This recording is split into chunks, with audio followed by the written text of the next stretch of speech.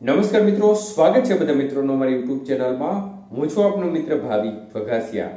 તો મિત્રો, ખાસ કરીને આ વિડીયોના માધ્યમથી આપણે વાત કરવાની છે તારીખ 1 માર્ચથી લઈ અને 7 માર્ચ 2025 દરમિયાન ગુજરાતનું હવામાન કેવું રહેશે તે વિશેની વાત આ વિડીયોમાં કરીએ।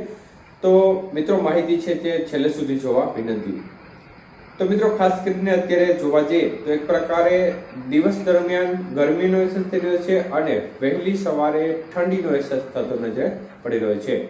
તો મુખ્યત્વે આવું વાતાવરણ હજી છે તે 2-3 દિવસ રહેવાની સંભાવના છે અને ખાસ કરીને દિવસનું જે તાપમાન છે તે ઊંચું રહે, પરંતુ જે રાત્રિનું તાપમાન છે તે થોડું નીચું જવાને કારણે ભેજનું પ્રમાણ હોવાને કારણે વહેલી સવારથી જ ઠાર જેવો માહોલ જોવા મળી રહ્યો છે, જેને પરિણામે ઠંડીનો માહોલ સવાર દરમિયાન જોવા મળી રહ્યો છે, પરંતુ દિવસે છે તે એક પ્રકારે ગરમીનો અહેસાસ થઈ રહ્યો છે। જોકે હાલ જે તાપમાન આપણે 26-27 જણાવ્યું હતું કે તાપમાનનો પારો 36 ડિગ્રીને પાર થશે, તો એ તારીખો દરમિયાન જુનાગઢ જિલ્લો છે તેમજ રાજકોટ જિલ્લો, અમરેલી જિલ્લાના ભાગો, વ્યારા આજુબાજુના ભાગો છે તેમાં તાપમાનનો પારો 39 ડિગ્રી સુધી પહોંચી ગયો હતો।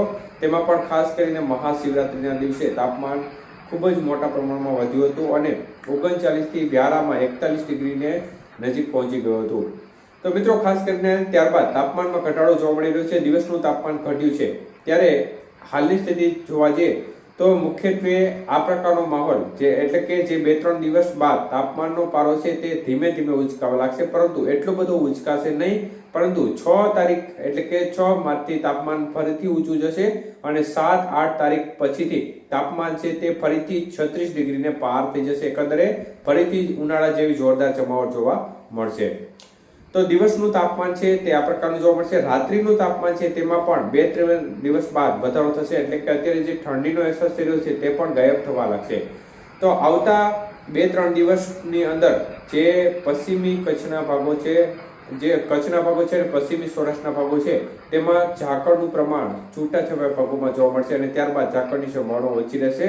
4 થી 6 તારીખ વચ્ચેનો સમયગાળો છે, આ તારીખો દરમિયાન પવનનું જોર વધવાની સંભાવના દેખાઈ રહી છે અને પવનની ગતિ છે તે 15 કિલોમીટર ઉપર પ્રતિ કલાકની જઈ શકે છે, જેને કારણે પવનનું જોર આ તારીખોમાં થોડું જોવા મળશે।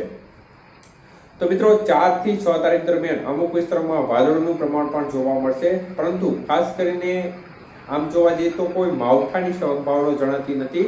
આપણે ગઈકાલે જોયું કે રાજસ્થાન, પંજાબના ભાગો છે તેમાં કરા સાથે જોરદાર માવઠારૂપી વરસાદનો કહેર જોવા મળ્યો, પરંતુ ગુજરાતના ભાગોમાં જે આગાહીનો સમય છે એટલે કે 1 માર્ચથી લઈ અને 7 માર્ચ સુધી કોઈ પણ પ્રકારની માવઠાની શક્યતાઓ જણાતી નથી, એટલે ખેડૂત મિત્રો છે તે પોતાના ખેતી કાર્યો ચાલુ રાખી શકે છે।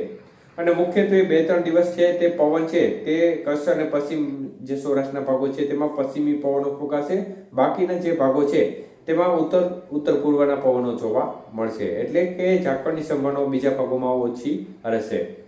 તો આ પ્રકારની સ્થિતિ દેખાય છે। માવઠાની કોઈ સંભાવના ગુજરાતમાં જણાઈ રહી નથી। ખેડૂત મિત્રો પોતાના ખેતી કાર્યો છે તે આરામથી ચાલુ